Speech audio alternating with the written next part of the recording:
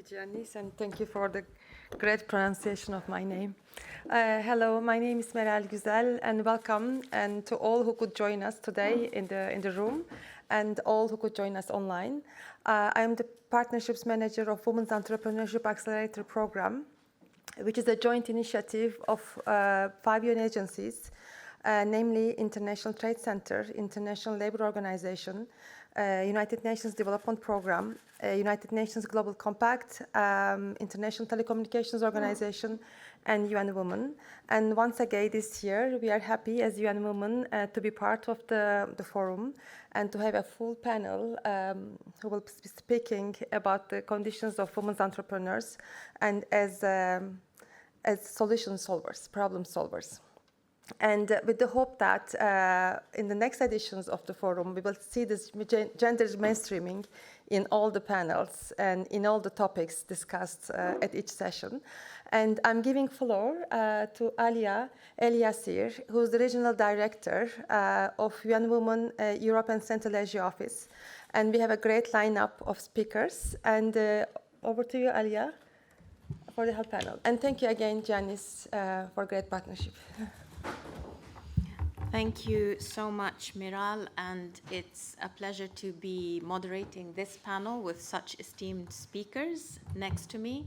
And those of you who followed the panel yesterday on the regional cooperation will see this as a natural follow-on conversation from what we started yesterday.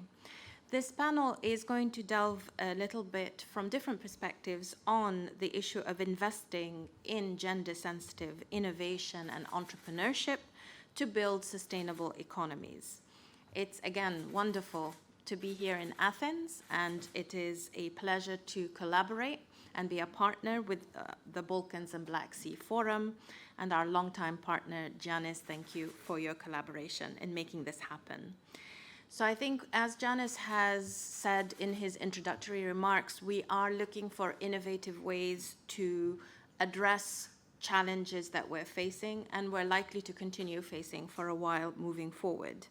And so we do need innovative solutions, and we do need an enabling ecosystem for entrepreneurs, and particularly women entrepreneurs. So when we talk about entrepreneurship, and that's at the center of this initiative that Meral introduced, the Women's Entrepreneurship Accelerator, we see huge potential for regional collaboration. So collaboration amongst partners at the country level, but also looking beyond, and which is why we wanted to bring it to this forum. And developing a more gender-inclusive ecosystem for startups means that we have to challenge the current business models. As I said yesterday, whatever got us to where we are today with all its challenges and obstacles is not what we need to be doing to get to where we want to go to. So we really have to shift our thinking. And it is really important before we start the conversation to establish that women's entrepreneurship is a critical component of economic development. So it's absolutely crucial for recovery, and it's absolutely crucial to get us back on track if we want to think about economic growth. So at the same time, we have to acknowledge, I talked a lot yesterday about structural barriers, that there are barriers to women's entrepreneurship. Women do face legal, financial, and market barriers that constrain their success as entrepreneurs. Access to capital is actually the key barrier that we hear from women entrepreneurs that is the biggest obstacle that they face. Not because they are found that they are considered as risky borrowers, but because there are layers of discrimination against them simply because of bias. And I did not have the opportunity yesterday to address the question to the president of the Hellenic Development Bank of Investment. We saw the impressive work of the bank, but we didn't get into the details of how much of those investments are actually targeting women entrepreneurs. And when we look at the global statistics, that actually only 2.3% of venture capital financing is actually directed to women entrepreneurs. But we know that they are out there. They constitute 35% of firms in the economic market. So something else is going on here, and I hope that this panel will help us dig a little bit deeper. We only touched the surface yesterday. And as Miral said, what I really hope is that we take this forward in future forums of the Balkans and Black Sea, so that we look at these issues in whatever topic that we're covering. So now, I will hand over to the panelists, and I'm going to ask the first question to all the panelists. So we're going to do 3 rounds of questions. My first question to all the panelists is, what are the barriers and challenges that are preventing businesses in general, but women businesses in particular, from accessing and fully participating in pandemic recovery and reaching local and global value chains? I will begin with our first panelist. I am delighted to introduce Emine Perviz Erdem, who is a longtime partner to UN Women, and her bio is actually very impressive. So just give me time. You will be very impressed by all our speakers. So Emine Hanım is sitting on the board of Erdem Holdings, and she also serves as the president of the Women's Entrepreneurs Association of Turkey, Kagider. She has served also as a member of the UNESCO Turkish National Committee Gender Equality Monitoring Committee for several years. She is currently sitting on many boards that are focused on entrepreneurship as a head of a businesswomen's association, but also as a business owner herself. So she is the vice president of the Turkish Enterprise and Business Confederation, also known as Turkonfet. She is the board member of the Global Entrepreneurship Network of Turkey. She is a member of the executive committee of the Istanbul Economy Summit, where we talked about these issues just last week.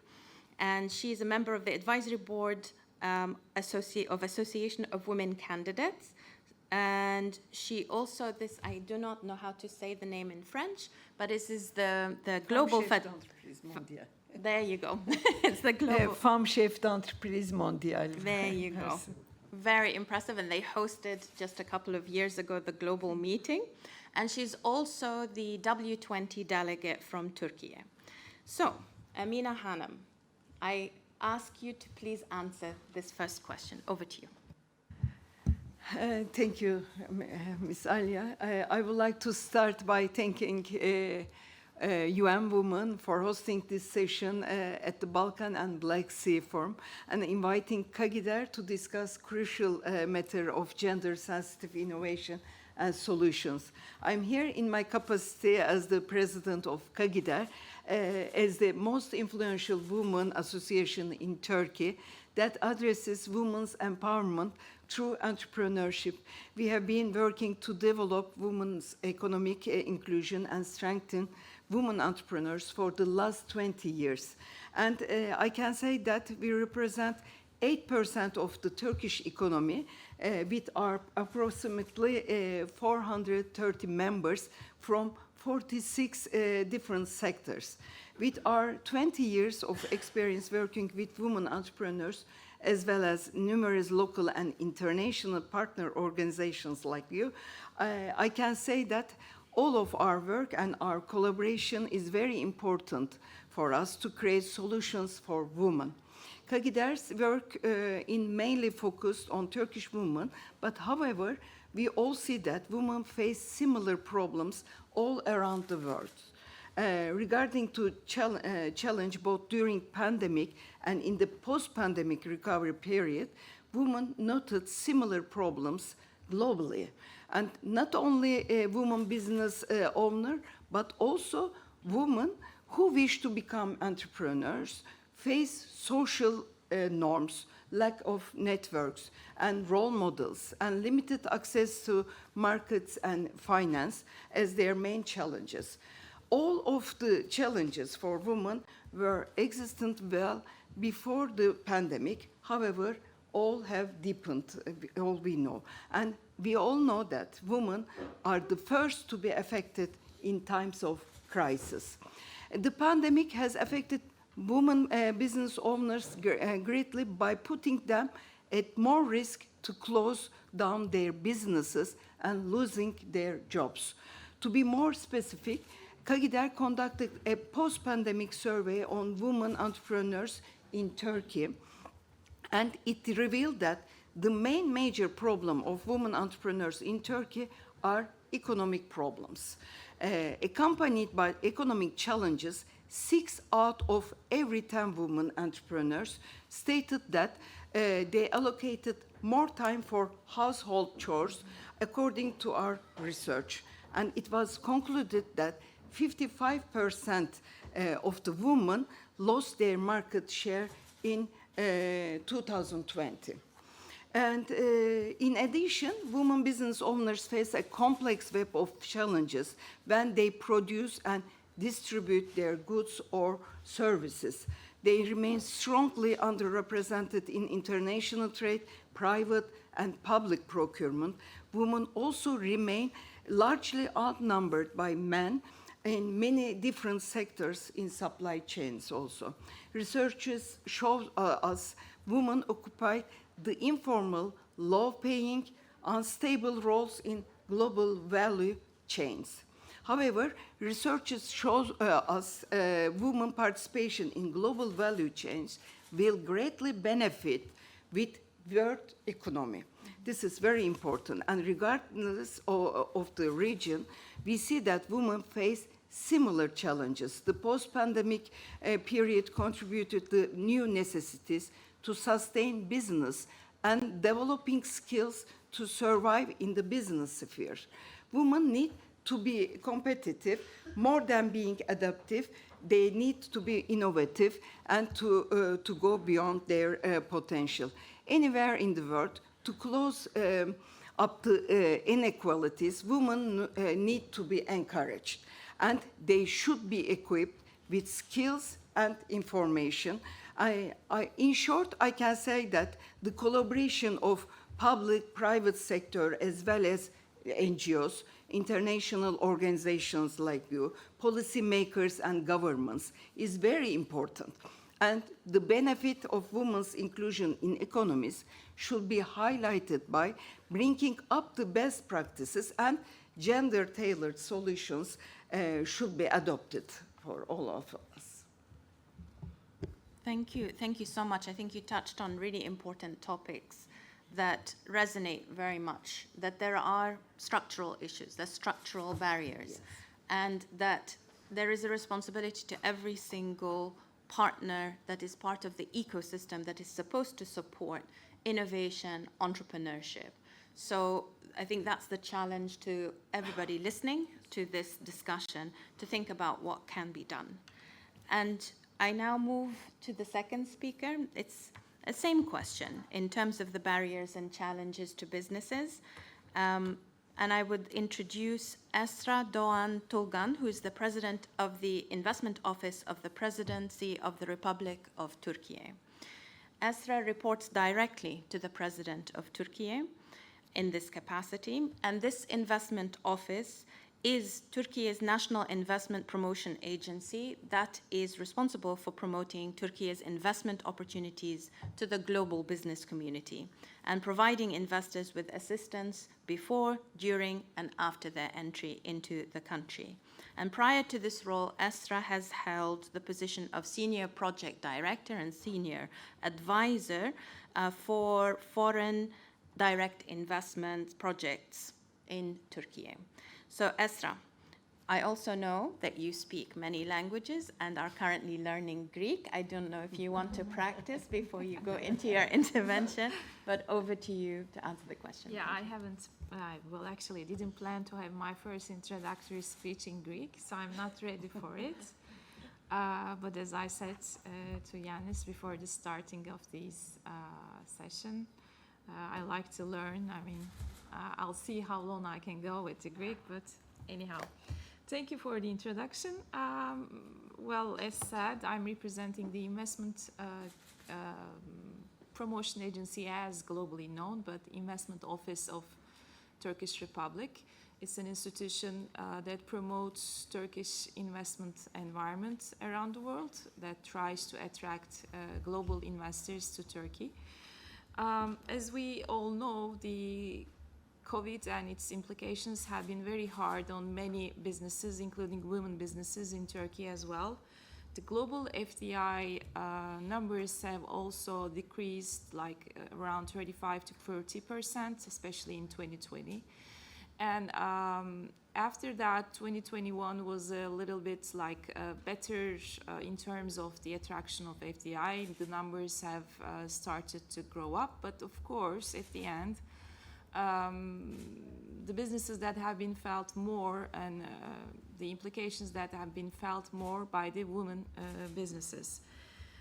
Turkey is an fast growing economy, and it has very business friendly policies, an interesting and a very deep talent pool, and easy global market access to many countries and the many markets around it. So it's a great opportunity for many women businesses as well. But there is a need for more partnership, both for private sector and the government side. So I'll try to skip more, I'll focus more on my side of the things, but after the pandemic, we have seen an important investment trend. Actually, it happened during the pandemic as well, that many of the international companies have started to look out new investment locations to have easy access to more global value chains. And Turkey has been one of them. So many global companies have chosen to relocate themselves to Turkey, increase their production, and also to be able to part of the global economy. As the FDI institution and a government institution, during the pandemic, we have a time to assess what are the implications that we will have and what are the objectives that we should do in order to have the quality investment, as we call it, after the COVID and the pandemic situation ends. And for that reason, we have revised the Turkish foreign direct investment strategy, and the UN Sustainable Development Goals has been one of the main pillars that we have focused to lay the foundations to attract more investments. We have to focus ourselves to these development goals and to have a more target-oriented FDI strategy, which will set a clear roadmap for attracting like knowledge-intensive, high value added or high quality, by quality I mean all these pillars of UN development goals included in it, type of investment projects in Turkey. And this strategy document has been prepared by not only like public institutions such as my institution, but also with the help of the private industry organization under the coordination of the government. We actually, I'm not going to go in detail with the strategy, but in order to like prioritize women businesses as well and target the specific type of investments that Turkey needs, we have defined the quality FDI in different dimensions. And the most important part of our work is to be able to align ourselves with the axis of sustainable development goals type of investments. And we work on this. We try to collaborate with the private sector. And in the second phase of, in the second question, I will go more in detail, specifically in which type of sectors we can actually have some results and where we can have more encouragement for women businesses. Thank you so much. So we're hearing again about the importance of public-private partnerships or partnerships more broadly.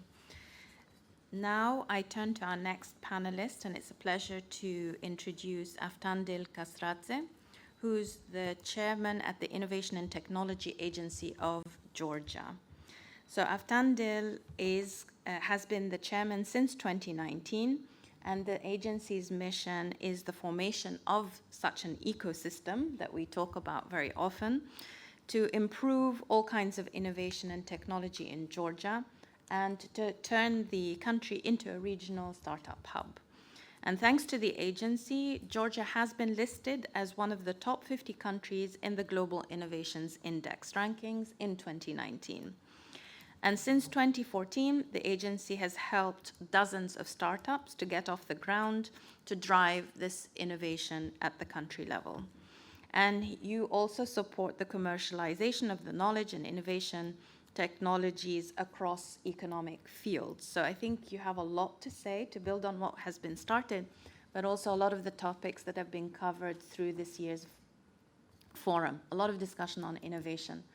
And how do you see the linkages to the topic of entrepreneurship, and in particular, in terms of addressing those barriers and challenges that we talk about? So over to you. First of all, thank you very much for your question, and thank you, organizers, definitely for organizing this amazing conference, and also UNWOMEN for inviting us to participate from Georgia. The questions that was posed, definitely, I mean, when we're talking about the barriers and challenge across the globe for the women, of course, there are plenty of them, definitely. I mean, but we need to really segment ourselves, because each of the barriers has its own reason. So we need to really understand why there is a problem in this area.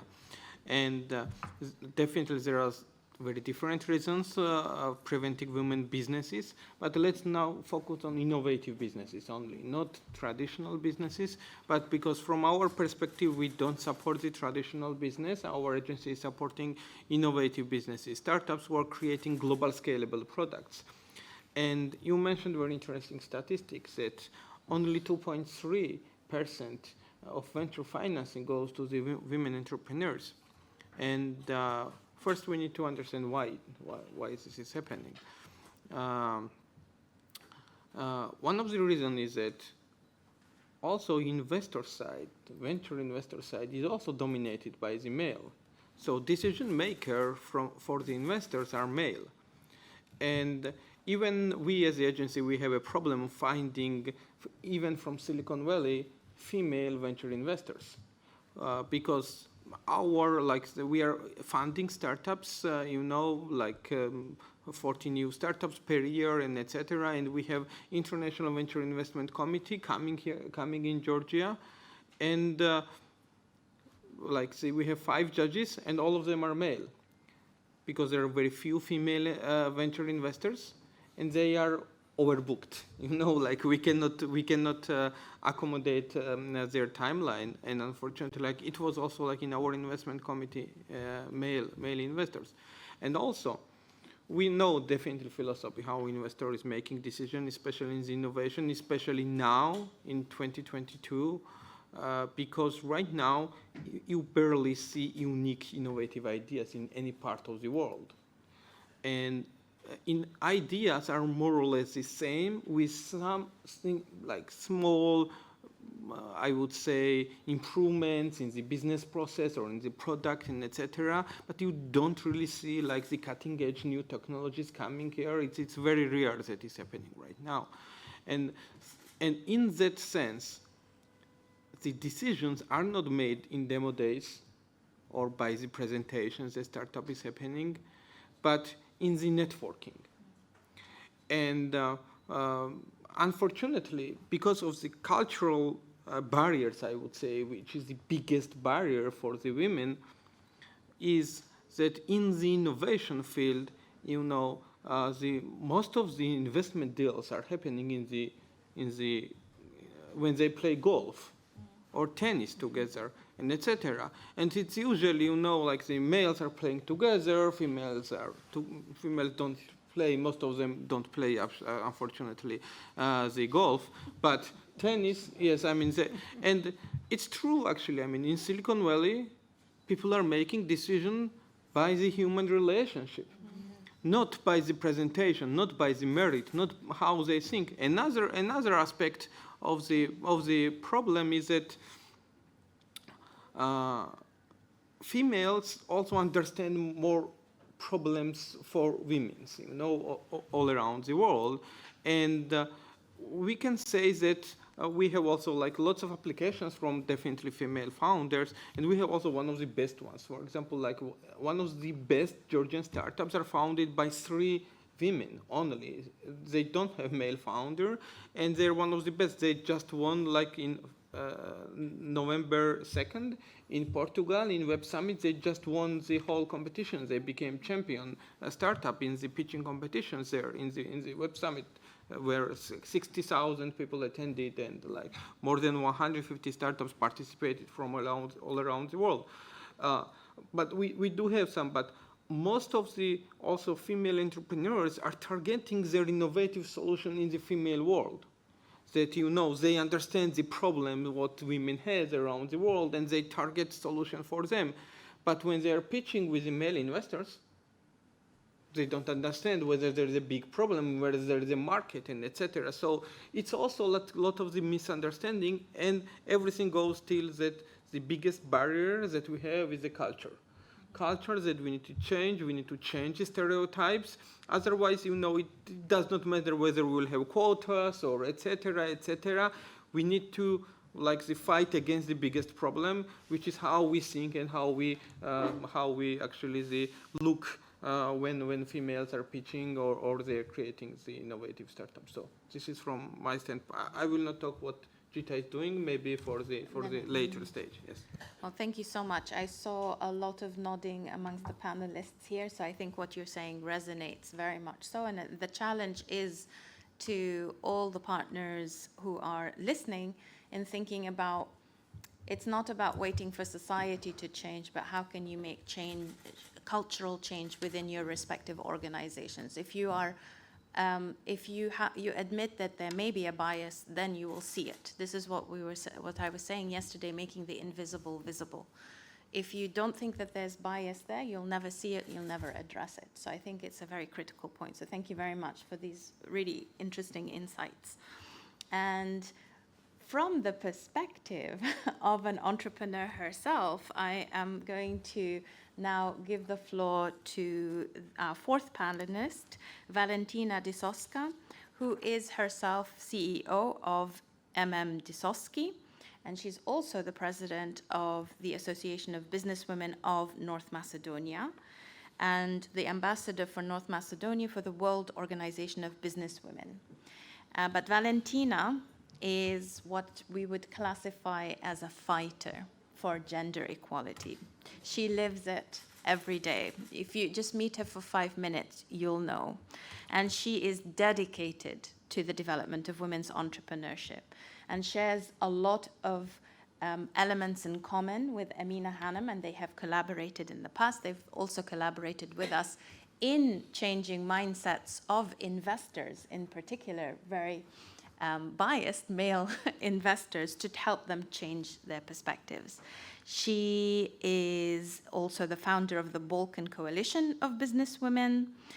She's the president of the Council for Women Entrepreneurship in the city of Skopje, and also a member of several non-governmental organizations and movements. She's dedicated to improving human rights and women's human rights in North Macedonia and across the region. So, Valentina, your perspectives, your insights, you can build on what you've already heard from other panelists, or you can bring your own perspectives on barriers and challenges. Over to you. Thank you very much, Alia. That was a really great introduction. I didn't know that I had all those hats on my head. And thank you for the organizers of this such a great event. It's actually a very important event for our region, for Balkan and Black Sea, because we really need to work together, and we really need to develop our cooperation.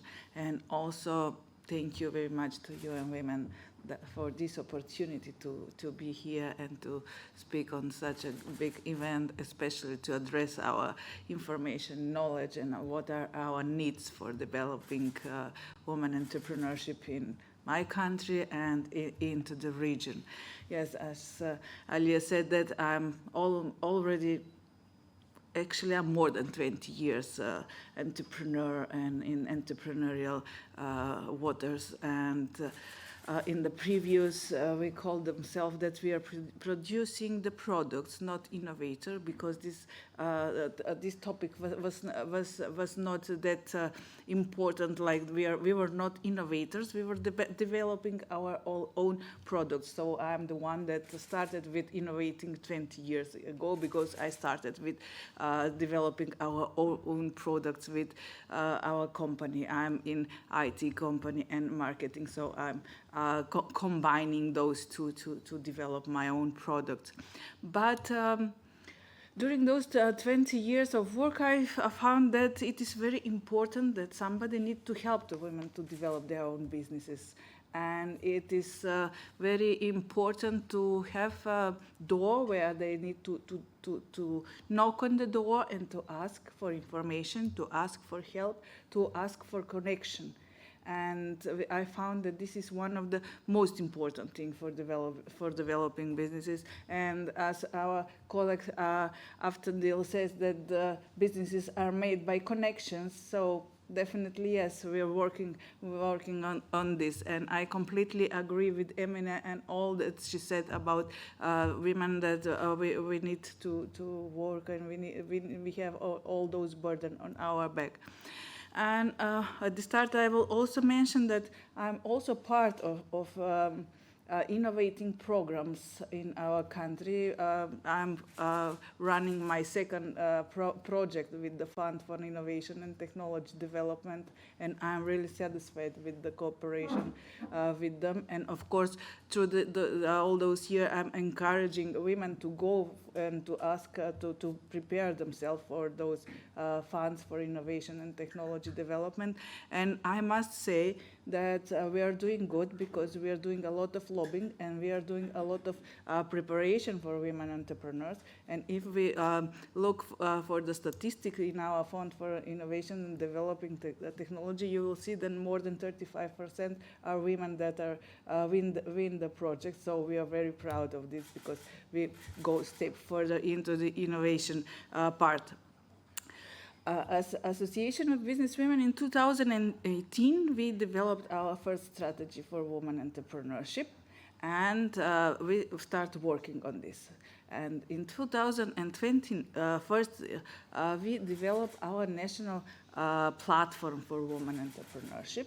Why? Because we needed to grow up with the body that will do advocacy and lobbying for women entrepreneurship. So we established a national platform for organization.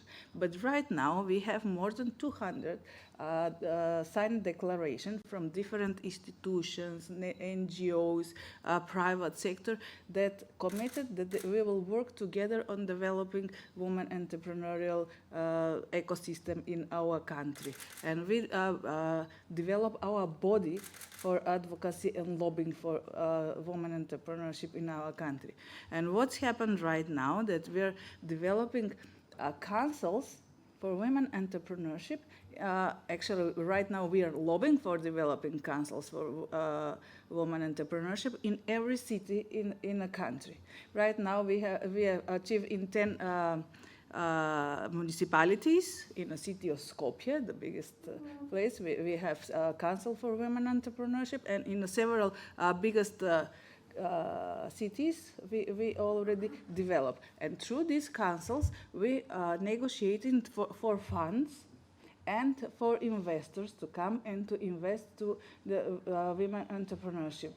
And this is very important, because through this crisis, the women, I will not repeat what Emine said, because the situation through the crisis is completely the same.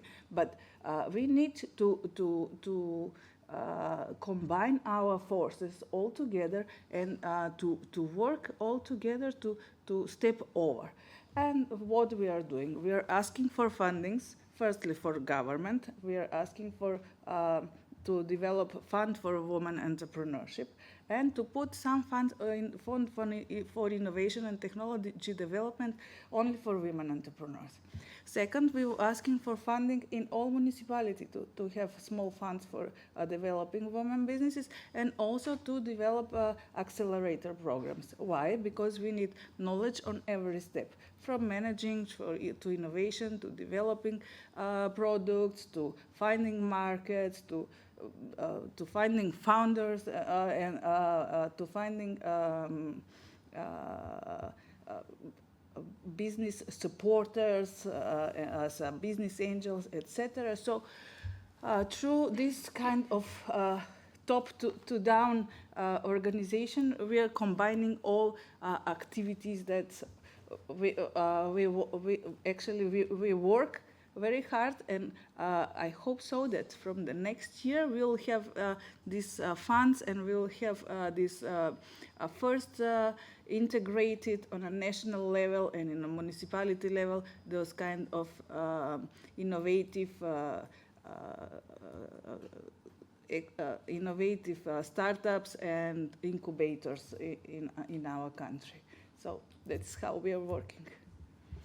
Thank you so much, and I think you touched on this concept of having an integrated sort of ecosystem, so that it feeds into so partners are feeding into each other's efforts, and also this concept of making sure it goes down to the local level. Very important. You've already touched on elements for our second question, so I'll come back to you on something else. But Emine Hanım, what would you like to sort of reflect on in terms of what you've heard from Valentina or from the work of Kagider in terms of what are those gender-smart solutions and targeted policy interventions that do enable women entrepreneurs to produce those innovative solutions to today's challenges, whether they are social, environmental, or economic? Yeah. Thank you, Alia. The world is constantly changing now, and you know, the skills are evolving also. What can be done best for women is to have gender equality first, and supportive practices in a very broad sphere. Education is very important in that sense also. Gender equality must be a core thought of our each action. And also, however, from a business perspective, it's also vital that women develop new skills in line and with the changing of all of the conditions. And we all know that one of the main obstacles that women business owners face globally is access to finance, access to markets, and especially public tenders. However, available opportunities for networking and advocacy and also to secure support from governments to ease financial challenges are very crucial. While keeping in mind the role that women can ensure in the world economy, reforms and investments should concentrate on removing the barriers female entrepreneurs face and pave the way for development. To address challenges, support and incentive packages could be introduced so that the damages incurred during and after the pandemic can be eliminated and a new process of growth can start. This process definitely needs a holistic approach and also engagement. Legislative frameworks should be revised and in favor of women, and needs assessment should be done, and the solution should be tracked. Creating public awareness and active lobbying with governments, upskilling women suppliers, and empowering women in each action are very important while addressing the problem. Any model with one leg missing might not be a success, we know. And coordinating public-private dialogue is very important for all those steps. And last but not least, all the action should be tailored to enable women to respond to the needs of a green and digital economy, innovation, and future skills.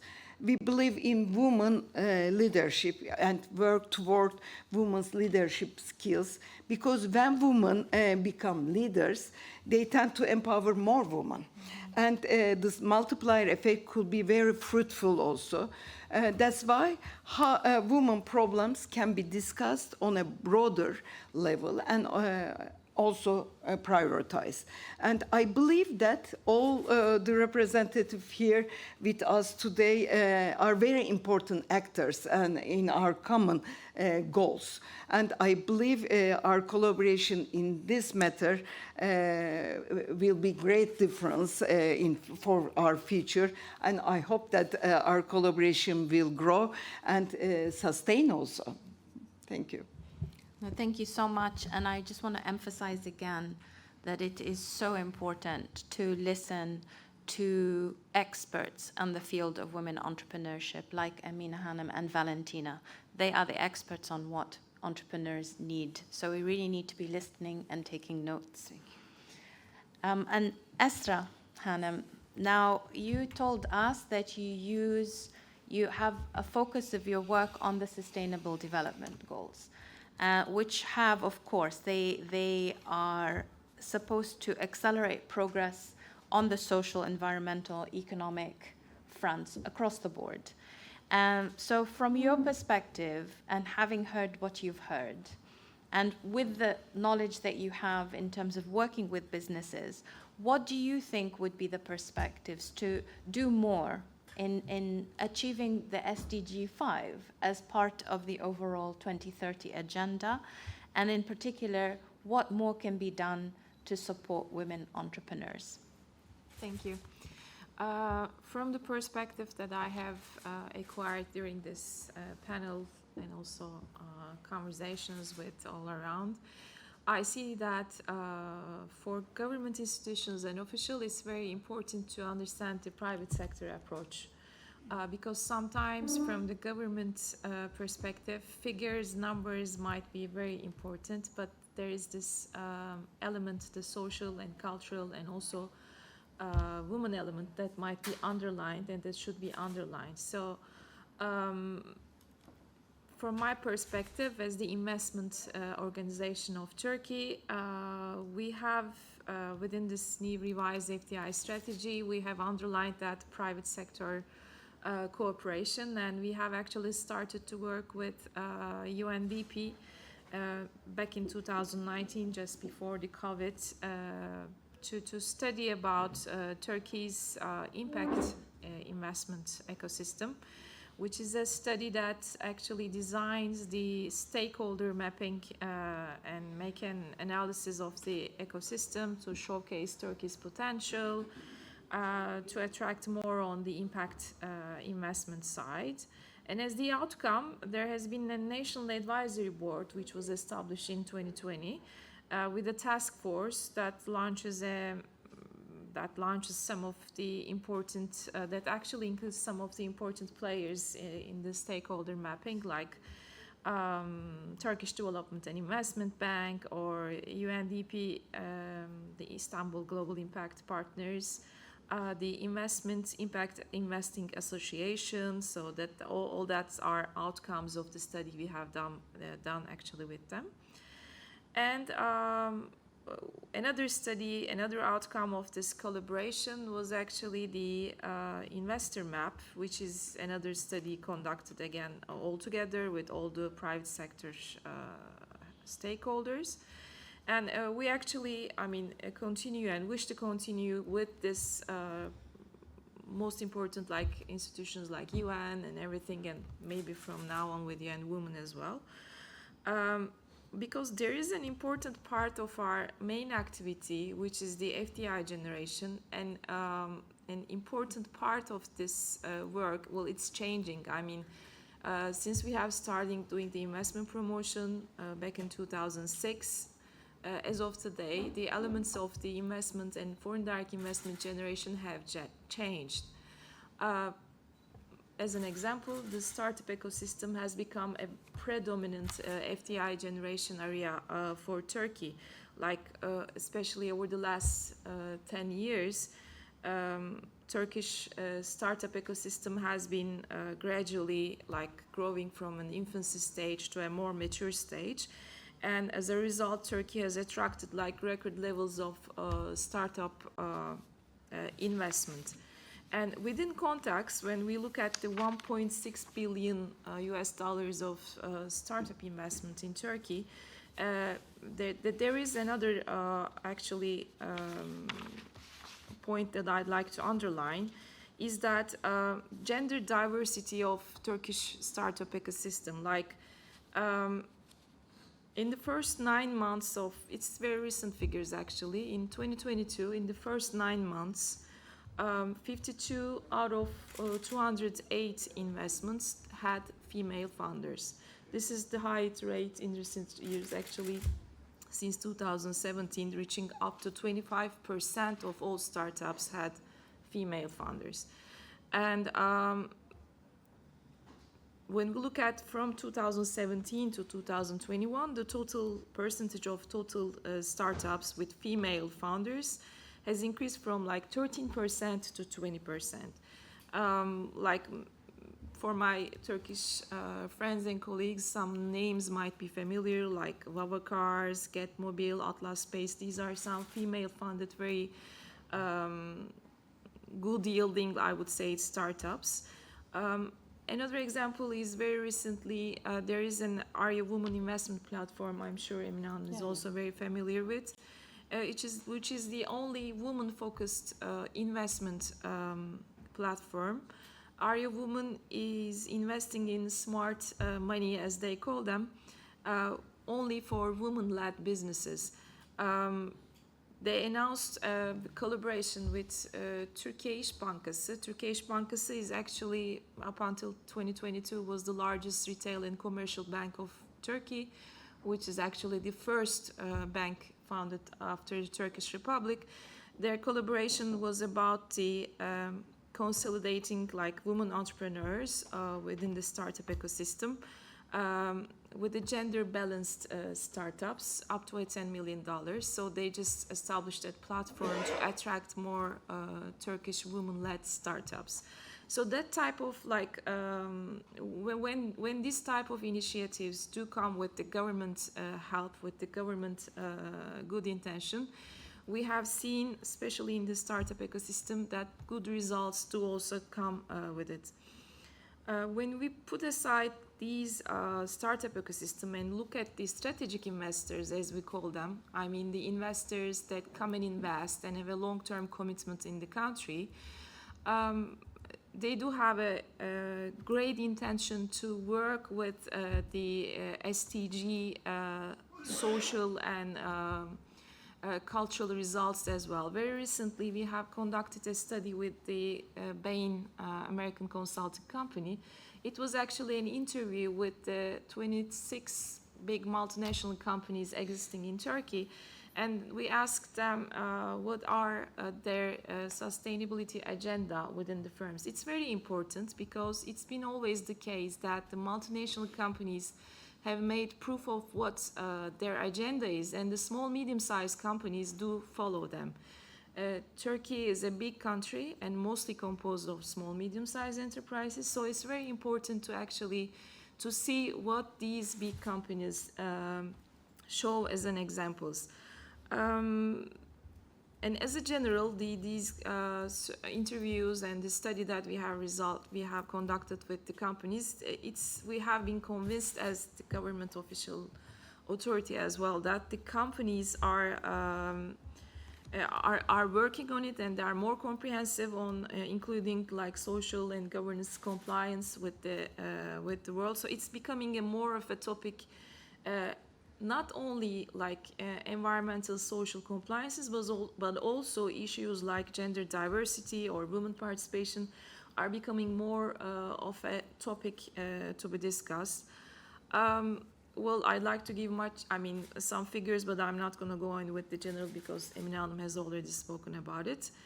I think with the action statement, I'll be more on explaining about what we have as a responsibility to go on.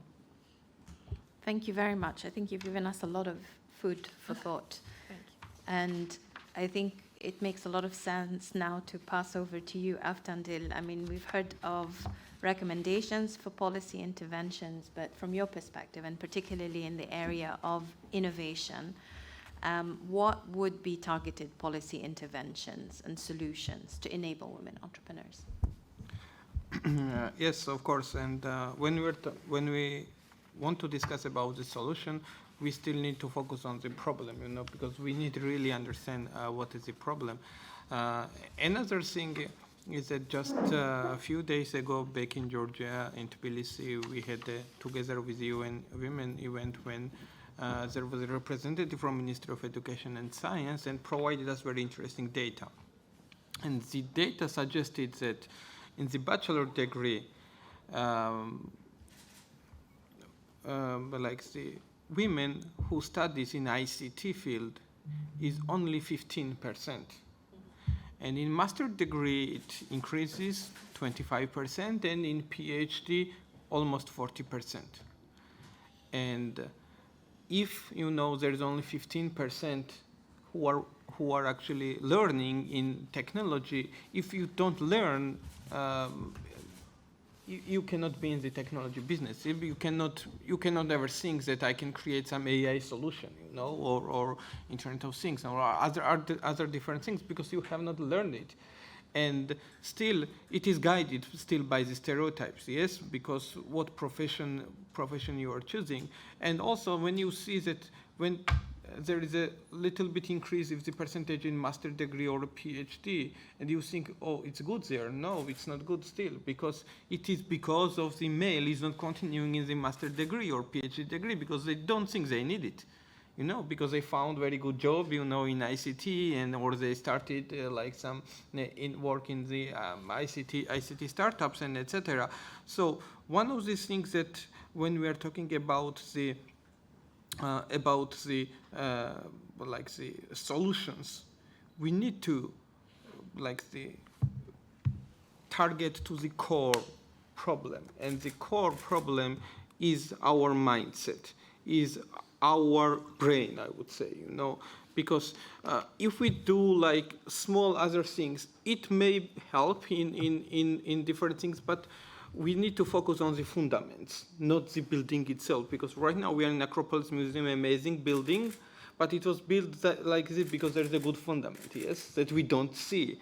And it's like, if we don't really focus on the fundament, that it is about the education. It's always about the education, to give women and men the proper chance of the education, proper information, which professions they should choose, how they can be the part of the modern and future world, and etc. Because otherwise, I will have just comparison, because these small things does not change anything. It is like when dragon flies with you and starts fire against you, and you shoot in the wings. Yes, you should kill the dragon. We should kill dragon in ourselves, which is our brain, our thought, that is the fooled with gender stereotypes, and then we give the equal opportunity for the education, which is core, because if there won't be many people in ICT, there we will not have startup ideas, and still it will be 2.3%. Yes, even there is also another problem that I said about the male-dominated investment, but still, when you look on the table, there is a small part of the women from you can choose, and there's a lot of men who are in this world. So that's why everything starts with education, and I would suggest to target this. And that's why, when we are the innovation agency under Ministry of Economy Sustainable Development, we are doing lots of work in the education field. We are organizing boot camps where it's always the gender 50-50, but we also have additional boot camps only for females. We also have ICT trainings that we have I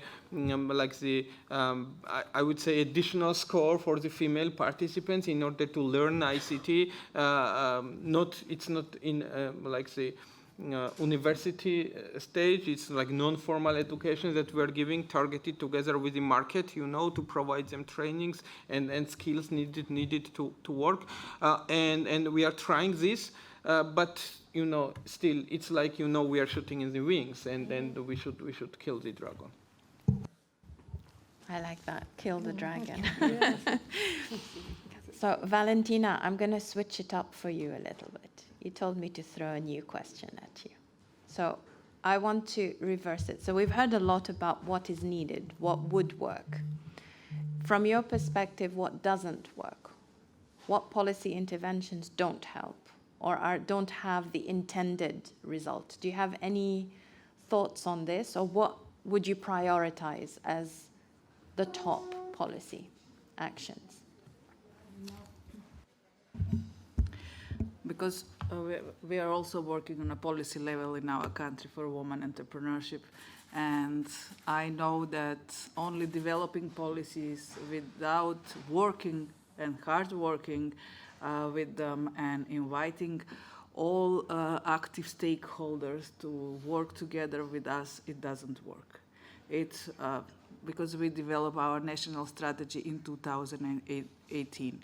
And if we as an organization did not invite all ministries and all NGOs to become part of this body that works with national strategy, I'm sure that this strategy will still standing in a drawer somewhere and in some office, and nobody will address anything about this. But what we do, we become more loud, we become more powerful in addressing the needs, what we are needing. So actually the government just cannot ignore us. And we were sending mails, we were going to press conferences, and sometimes we fight with the Ministry of Economy, sometimes we don't fight, we develop new measures. So it is going like a real life. Let's say this Monday we were in the Ministry of Economy together to develop new measures for women entrepreneurship for digitalization. And this is very important for us because we work on the field. We do our research. We know what they need. We know at what stage women in business are, or women that want to develop their businesses, at what stage they are. So we know what the government can offer, and to have success with this measure. So we are somehow a win-win situation with our government and with our ministry. So probably in the February next year we'll have new measures for digitalization in our country. So it does not work if we go very hard and if we argue all the time with the government, and it does not go very well because they just stop communicating with us. So what we need to find a way for cooperation and to develop a win-win situation, and this is very, very important for us. And of course to involve all stakeholders from municipalities, local governments, local NGOs, women that are living even in a small villages to become more active. Actually, it is important to develop kind of movement. That is what we are developing right now. And that is actually what we start working with our Balkan Coalition of Businesswomen several years ago on the Balkan level. So we start with communication with all businesswomen association in the Balkan level with the Balkan Coalition, and start developing our activities and developing our strategy, what we want to achieve. Last year, we developed our national Balkan Coalition. This established as an organization. It is established here in Greece, in Thessaloniki.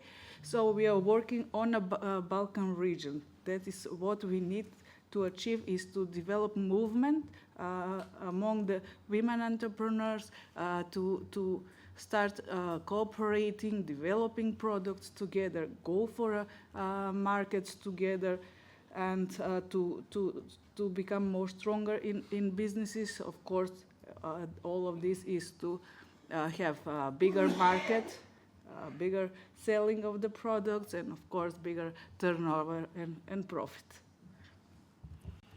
Thank you so much, Valentina. And now we come to the action statements, the priority actions. So, any thoughts from the panelists on key actions? How can we do what Valentina has said? What do we need to do so that we join forces and strengthen the efforts? Or any area of focus that you would make as a recommendation to our audience? So, Emine Hanım, I start with you. Yeah. Action statement. Yeah. Dear Ms. Alia, women could highly benefit from solutions specifically designed for them. And as the representatives of various organizations from all over the world, we all work for better conditions for the global economy and for the women, and working together and to lead, finding ways for challenges. Creating a global change comes from small steps, and we can all share our experience that we have reached globally. For example, the rate of women entrepreneurs was 4% when Kagider was established in 2002. And this rate has increased to 14% today, and it's not enough. We all discussed with Ms. Güzel. Although Turkey is proceeding on the right track in terms of women's entrepreneurship, but however, all we know that Turkey is not at the point it deserves. That's why Kagider continued to work under 8 main strategy groups in line with its goals.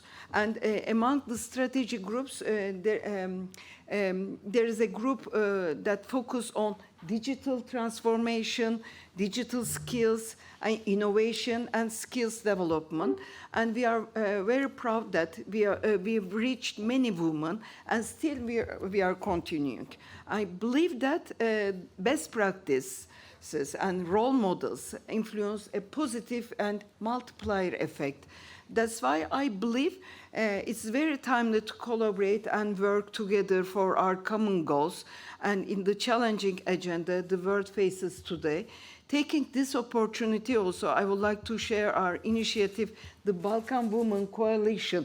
And dear Valentina Dizoska, president of the North Macedonian Association of Women Business Owners, is also one of the founding members of our coalition, she mentioned. And our main target is to empower women entrepreneurs in the Balkan region. That's for sure that a good example of joining forces, I think. And we definitely believe in the collaboration of civil society to create higher voice, but not only civil society, but also collaboration of public and private sector, and also academia. An international organization like UNWOMEN is very crucial for social change also. Every partner has a different know-how and different power. Like civil society knows the need on the ground. A public sector has the power to change laws, legislation. Private sector has the budgets. International organizations like you are aware of global developments and networks. And academia has the technical knowledge. And bringing all together all these powers for a common purpose is very, very important. So very briefly, purpose means to join forces. And I would like to thank Ms. Yanis also for facilitating 4th Balkans and Black Sea Forum for us. And thank you so much to having together with today with you. But perhaps in 15 minutes I have to leave, as you know. Yes. So sorry, because I have to catch my plane. Thank you. No, absolutely, and we aim to finish within the 15 minutes so that we finish on time. No, absolutely. Thank you so much. Very, very insightful words, actually. So, Esra Hanım, yes, your action statement for us. Thank you. as I previously underlined, as the office, we try to ensure that the investments, the global FDI investments we receive are in line with the Sustainable Development Goals, which include responsible production, sustainable development, green energy. We are aware of the fact that we have to fortify our business environment by adapting to changing conditions of the global economy. We need to have a flexible agenda to adapt to all necessities of an open business environment, transparent business environment, and the part of this strategy involves stakeholder engagement with all the partners from private sector, academia, and all of it, including your organizations. And I know that the road to success for transformation is very difficult, but I believe we are in a perfect position to drive this transformation with a developed digital infrastructure, with a talent pool, and a very focused private sector. Thank you. Very good. And I hope that with all these efforts, also the numbers go up in terms of the investments in women-led startups. So Avtandil, your message to us: action, action, action. Okay. Thank you very much. And very interesting thing was said. Of course, all of the panelists, but Valentina mentioned word fight. And this is the only thing actually we could do. You know, everyone here in this room, I think, heard about the Ada Lovelace. You know, she was not first female programmer. She was first programmer ever. You know, and she did it in 19th century. And could you imagine how many more stereotypes there were against like the women and etc. But she managed it.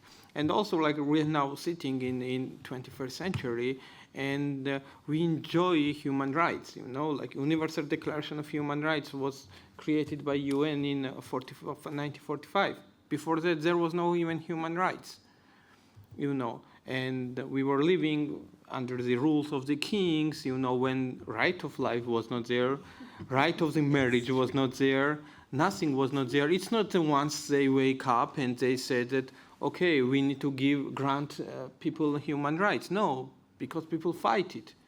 And because of the fight, they got what they deserve and what they need for the decent life. And same should happen, you know. If we just sleep, you know, only thing that we see, it's a dream.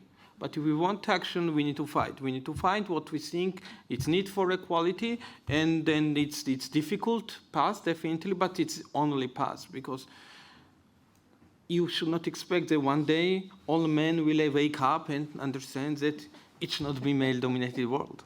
No, it will not. Thank you so much. Valentina, our fighter. Action statement? Yeah, I think right now and right here it's time to agree that we will work all together to achieve movement for women entrepreneurship. And only with regional cooperation and good practice we can achieve progress. We need to involve different parties like policymakers, investors, business sector, actually to invite every stakeholder, and let's talk together, create a movement. Let's do lobbying, advocacy. Let's be examples of good practice, and let's start from us. So that will be my statement.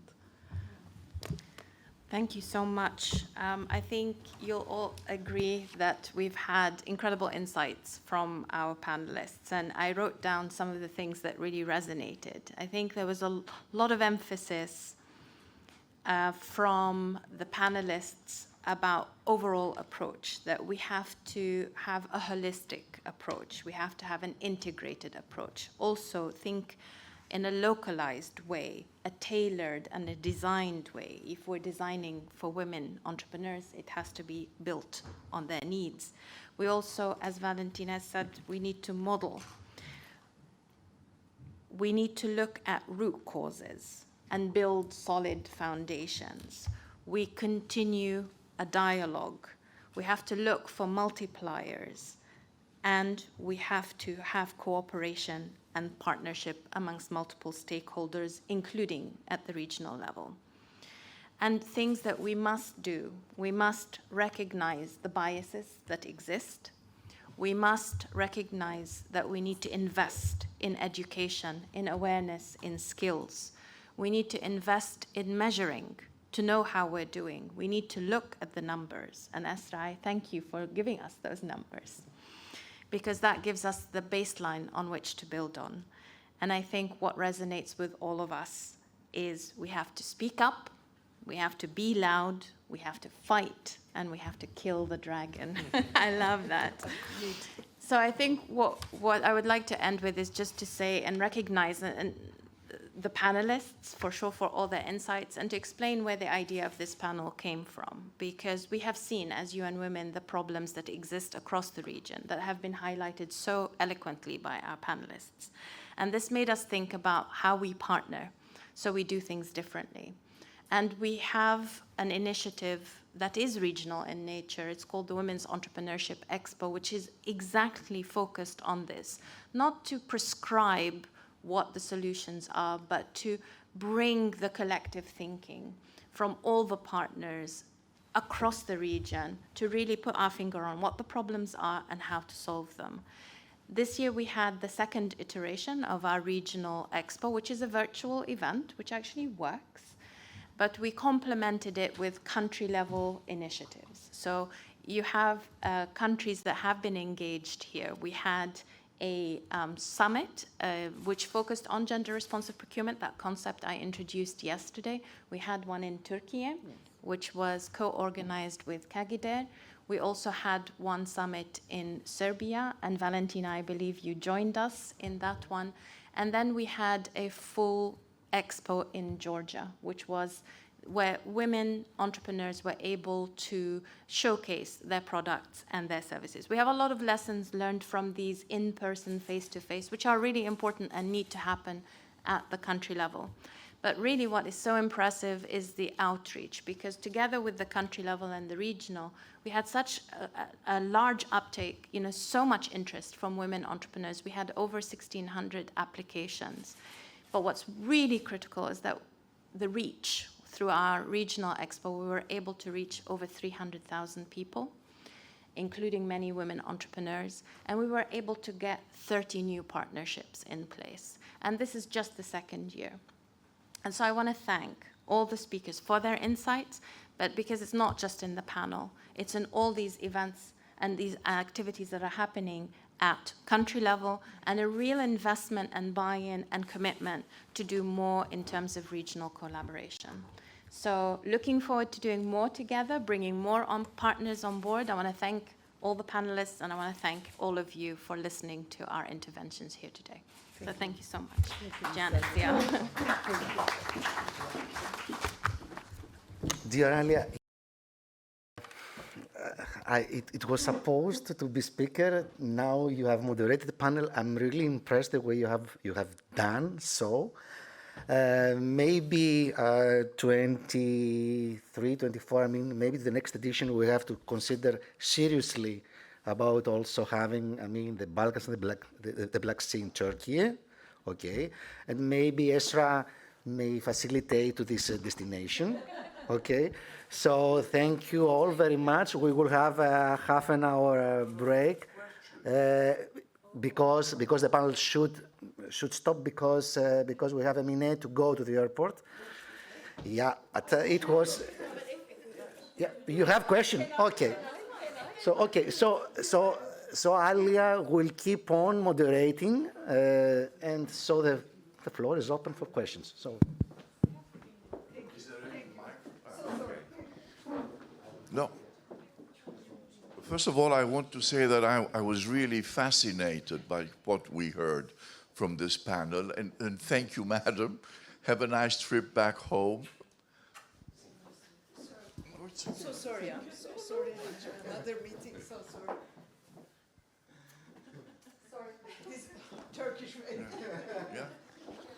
You know, hearing to all these incredibly interesting views, there was a question being formed in my mind. But eventually, with the numbers that Mr. Kasradze gave, somewhat it doesn't fit. I was thinking that we are talking about, let's say, the change in mentality in what concerns gender equality and entrepreneurship in a region, the Balkans, the wider Balkans, where, because of civilizational reasons or, let's say, tradition, women have a certain role, because of family bonds and so on, which we all say are stronger here in the south than they are in the north of Europe. Women have a role to play as the head of the house, taking care of the children, something that is felt very, very much among the population of our countries. I'm sure this is valid for Turkey as it is for Greece, as it might be for Georgia, or in all the Balkan countries. Yet, and this is where our numbers seem to be different, I see that in the universities of all these countries, the number of women studying is, if not equal, bigger than the number of men. Of course, eventually, after the phase of studying, when you actually look into the market, into the employment market, you will see there that there is a big difference. Men find easier a job. We have all the inequalities we hear, which have to be addressed and so on. But I wanted to ask, isn't this discrepancy between the number of women taking a first-grade education, but then not being active in the employment market, does this have anything to do with what I talked before? I mean, the role of women in our societies, given, you know, tradition, civilization, and so on. Yeah. I see your panelist is jumping. Yeah, So no. please, Like the question was addressed to me. So thank you very much for that question. And like I'm Georgian, so I speak fast. Maybe I missed a few words when I was explaining this, because it's same in Georgia. Definitely, like we have more female who are studying in universities. The percentage I said it's only in ICT, bachelor degree on ICT. That you know where you really learn modern technologies. You know how to be programmer, how to do coding, how to do mobile application, etc. And there is only 15% of the females who are choosing this as a profession. Overall, definitely, it's more than 50% female who are studying in bachelor degree, but in what's so-called more female professions. You know that they considered through the stereotypes. That's why, you know, it's a problem in when we're talking about, then today's panel is about the innovation and technology, you know, if you don't learn technology, you cannot have ideas in this field, because if you studied in law, you become a lawyer. You don't become like the AI professional, yes, that could create solutions. So that's a problem here, that yes, overall, there are more females who are studying in bachelor degree, but fewer females who are choosing technology and overall STEM direction, you know, as their profession. So there we are seeing the problem. Did you answer the question? No, you don't answer my question, because I want you to approach the issue from a more general point of view. I mean, how come women get education, yeah, not only in ICT, but yes, as you mentioned, yes, becoming a lawyer, becoming a doctor, or, which, I mean, an education that can give them employment, and yet when I said we passed the phase, yes, the age phase of education, we don't have as many women working actively employed than men.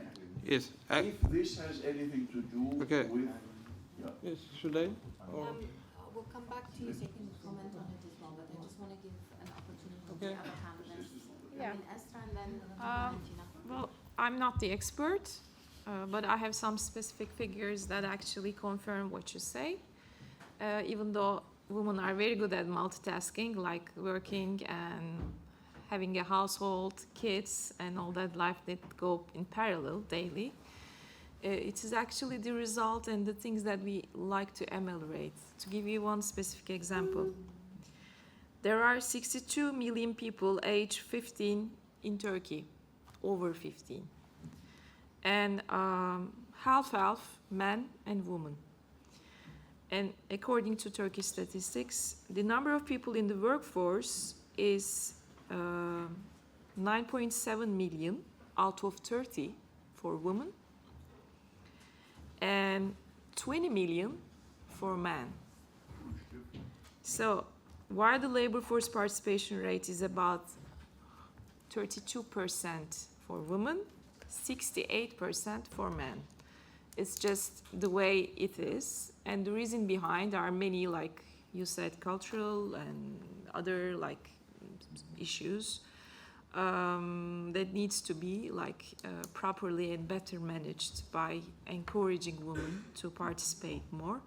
And it's not only as a general, like when you look at the female representation in the management boards, I have that figures as well if you're interested for Turkey. In the parliamentary, for example, only 17%, like around 100 people, women are presented in the assembly. When you look at the company management positions, only 22%, board memberships 18%, and senior executive positions only 11%. I'm not saying this just because these figures are very bad. When you look at the general like figures around the world, it's actually quite good for Turkey, but this is the general actually aspect. Valentina, did you want to comment? Yeah. Actually, the situation in North Macedonia is completely the same. We have more educated women, and in a labor force, we are losing them. And what's going on? We're missing social infrastructure because we need to take care about the kids. We need to take care about the elderly people. During the COVID crisis, it was very difficult because we needed to take care of everything, of the house, of the kids, of schooling of the kids, of everything, and to take care of our businesses. So we need more social infrastructure to solve this problem. This is one position. And the second position is that this question I will send back to you, and I will ask you, will you share all our familiar things that we need to do with us, because yes, we are the head of the families, but we need to work, and we also need to have financial participation into the family. So will men become partners into the family for working and to have half of work at the family? This is the first things that we need to do. Of course, we need to change mentality about this, but first step would be to have this social infrastructure if it's come to be. I'd like to add a piece, and we have another question, but just on this one, I think the first thing is that in the name of family values, economies are free riding on women's labor, unpaid labor, calling it for family values. So this is a structural issue. This is a structural issue, absolutely. But absolutely. So it's a structural issue in terms of if we talk about social norms, but governments have the tools to do something about it by investing in the proper infrastructure or compensating, giving financial value to the role. that is being undertaken, then it would work as an economic model. And also, just important that when I was mentioning yesterday that gender equality is a political issue, when you have demographic trends in parts of Europe where you have aging populations, there's increasing pressure on women to have more children. So again, this is a political agenda. It's not about family values as such. And so we have to recognize these agendas. And if you're really committed to it, again, what is the financing that you're putting behind it? Stop the free riding. So because this is going to actually limit your economic growth in the long run. And what I think there's a way to do it without losing the family values. You talk about the North and the South, but some of the countries in the North, their economies kicked off completely, and it's attributable to the fact that they invested in the social infrastructure. So there must be a way to do it without compromising the family values. But I just wanted to give the opportunity for the second question. So, can you hear me? Yes. Okay, I have a very short question, like as soon as possible. I don't have any special titles here. I just graduated the Department of Turkish and Middle Eastern Studies of the National University of Athens. So my question, if the rest of the panel excuses me, has to do with like the two Turkish ladies, if I can address this question. Because like I really love Turkey and I have studied it a lot because of my studies. So the question is, you mentioned some statistics that I didn't know before, and I want to ask two questions. These women, the entrepreneurs that you mentioned, do we know if they have, if they are educated in their background? So that's the first question. The second is, if a woman in Turkey doesn't have the opportunity to get educated, like after school or university, does she also have the opportunity to be an entrepreneur? And this also has to do with the cultural background, religion, and patriarchal societies like ours, the Balkan societies, the Turkish, the Greek. I think they're deeply patriarchal also. So these are my two questions. Regarding the first question, yes, they are very well educated. They had access and actually capabilities to have good education, not only in Turkey, around the world. But of course, it's not only about education. The entrepreneurial skills is something else. I'm sure Valentina can speak more of it. Yeah, I understand your second question as well. Well, my personal opinion is that it would be very difficult without an education to have access to that platform. I only mean the startups and the entrepreneurial ecosystem that I've been meaning to. But I also know that in Turkey, many women have access, have realized lots of projects with, of course, help of the government, which is very crucial. The financing part, the help of the government to make proof of the good work, how to do it. Like in little villages and everything, they have created their own businesses. They, with the help and the government support, they have started to export to other countries. So it's not only about education, and it's not, I know, the same business that Trendyol or like big startups like Insiders, the amount of investment, it's not comparable, but there's a willingness and as an entrepreneurial skills, it might, well, it depends, but not necessarily the educated woman is an example of this system, I would say, my thinking. Thank you. Yes, I think that's it. That was the final question, but thank you for the provocative question.